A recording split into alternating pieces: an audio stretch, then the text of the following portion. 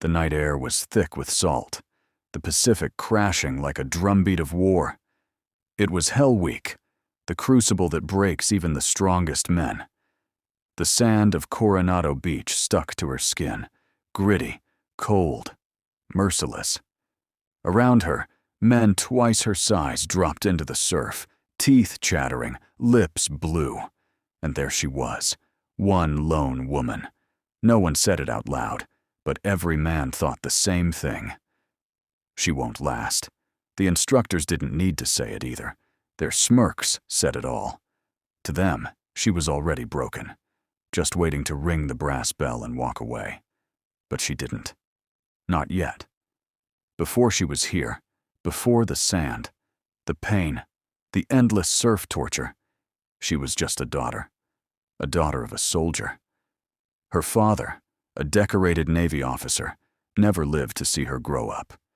He died on a mission overseas, a folded flag handed to her trembling hands when she was only 12. She remembered that day vividly. The silence in the room, the smell of her mother's perfume, the way the officer's voice cracked when he said, "Your father was a hero."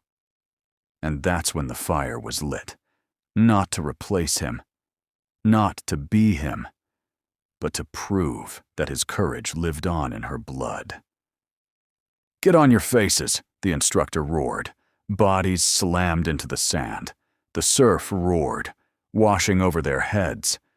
She pressed her face into the grit, lungs burning. Her body wanted to scream, but she locked it down. Around her, men were already groaning, already broken. The instructors circled like wolves. "Too cold for you? Ring the bell. 3 taps, and you're free." She said nothing. She couldn't. Her jaw was clenched so tight, she thought her teeth might shatter. When the wave dragged her under, she whispered to herself, "Not here. Not tonight." By the second day, exhaustion wasn't just a shadow. It was a monster sitting on their backs. No sleep, no warmth, only pain. The instructors rolled out the logs, thick, heavy timbers that required 6 men to carry. They barked, "Pick them up!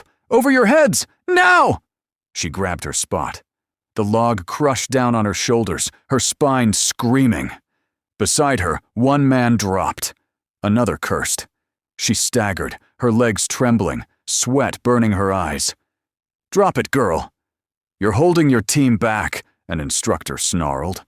For a split second, her knees buckled. The log slipped, her arms nearly gave way. And then, flashback, her father's voice echoing in her memory. Courage isn't about never breaking. It's about breaking, and still moving forward. With a cry that ripped from her chest, she surged upward, locking her arms. The men around her glanced in shock. The log stayed up, and so did she. That night, they marched into the freezing Pacific. The water hit like knives. They locked arms, waves slamming into their chests, salt burning their eyes. "Stay together." "Stay in the water!" the instructor screamed. Teeth chattered, voices cracked. "Quitting never hurt anyone. All you gotta do is ring the bell." One man broke, then another. They crawled out, ringing the brass bell, tears in their eyes. The sound echoed across the beach. Ding, ding, ding. Every ring was a funeral for a dream. The woman's body shook violently, hypothermia gnawing at her.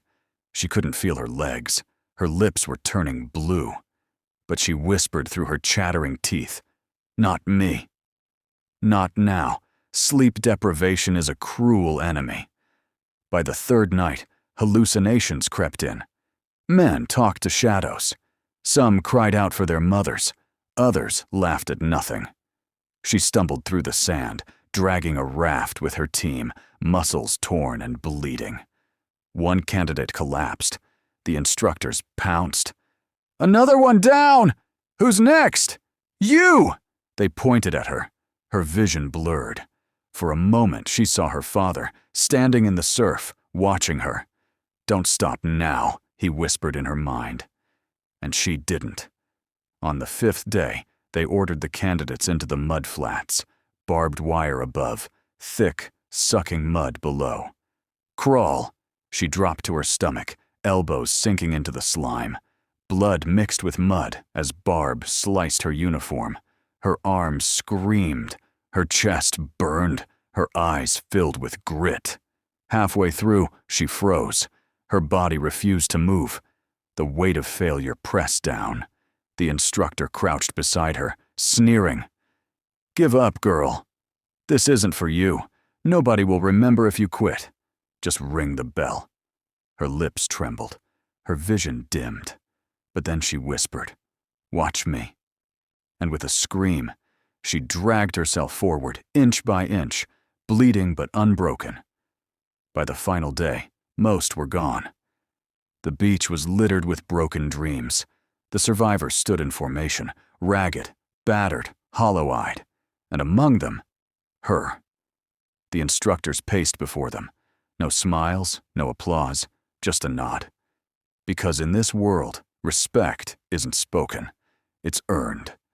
The men beside her, the same ones who had doubted her, who had laughed at her, now stood shoulder to shoulder, silent, humbled. One muttered under his breath, almost in awe. "She's one of us. She hadn't earned her trident yet. That lay ahead. More battles, more tests." But she had done what most thought impossible.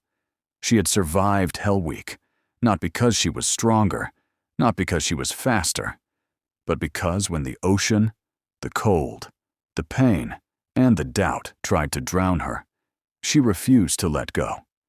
Because courage doesn't ask if you're a man or a woman. Courage only asks one question. Will you quit or will you fight? And she answered.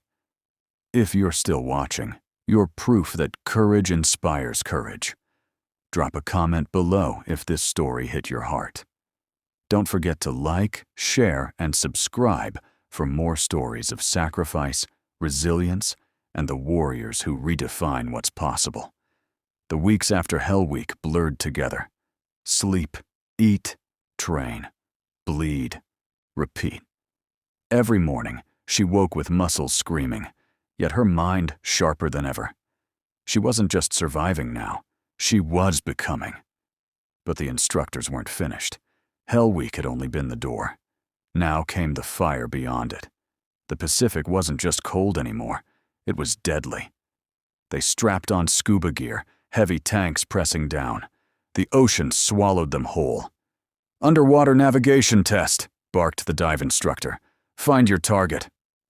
No mistakes. The water was black, suffocating. Pressure crushed her lungs. One wrong move, and she'd drown. Halfway through, her regulator slipped. Salt water flooded her mouth. She coughed, choking, vision spinning. Panic clawed at her chest. She almost shot for the surface, instant failure.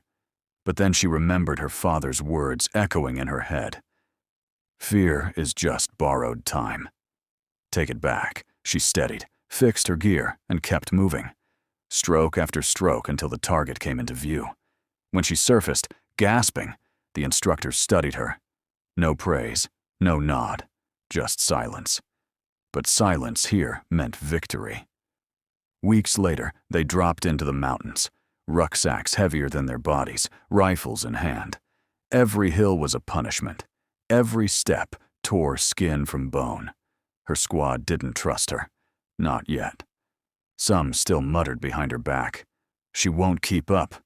She's dead weight. One night, during a raid exercise, her team got ambushed. Blanks cracked in the night. Instructors screaming like enemy fire. Chaos. Men froze. She didn't. She charged forward, dragging a teammate to cover, returning fire with precision. Her orders cut through the noise like steel. "Left flank! Move, now!" By the end, their squad wasn't just alive, they had won. And for the first time, the men didn't see her as the girl. They saw her as a SEAL. But not everyone accepted her. One candidate, a towering man with a chip on his shoulder, saw her as a threat. "You don't belong here," he hissed one night, when the others were asleep. She stared back, her voice calm. Then beat me. Outlast me. But don't waste your breath trying to break me. From that moment, it wasn't just training. It was war between them. Months later, only a handful remained. The brass trident was placed in her hand, the symbol of the SEALS. For the first time, she allowed herself a smile. But then the commander spoke. Earning the trident doesn't mean you're done. It means you're ready to fight. And your first mission starts now. Her blood ran cold. Deployment came fast. A real mission overseas. A high-value target hidden deep in hostile territory. She boarded the helicopter with her team, the night sky alive with blades and thunder. But as they descended into enemy ground, she realized something was wrong. The intel was off. The maps were wrong. Someone had set them up. Gunfire exploded in the dark. Ambush, chaos, smoke, screams. Her rival, the same man who said she didn't belong, was pinned down, blood pouring from his shoulder. She had a choice: leave him and save herself, or risk it all to drag him out. For a heartbeat, the world went silent. Then she moved. Bullets snapped around her. She dove into the dirt, grabbed him, and pulled him toward cover. Why would you save me?" he gasped through the blood. Her eyes burned with fire. "Because SEALS don't leave anyone behind. Not even you." By dawn, the mission was over. They had lost men. They had gained scars. But they had also found something greater. Respect. Brotherhood. And her rival, once her enemy, now whispered hoarsely as medics carried him away, "You're more SEAL than I'll ever be." She stood in the ruins, rifle in hand, eyes on the horizon. Hell Week had tested her body, but the battlefield would test her soul. And this was just the beginning. Part 2 ends with suspense. Her journey doesn't stop here. It only gets darker, deeper, and more dangerous.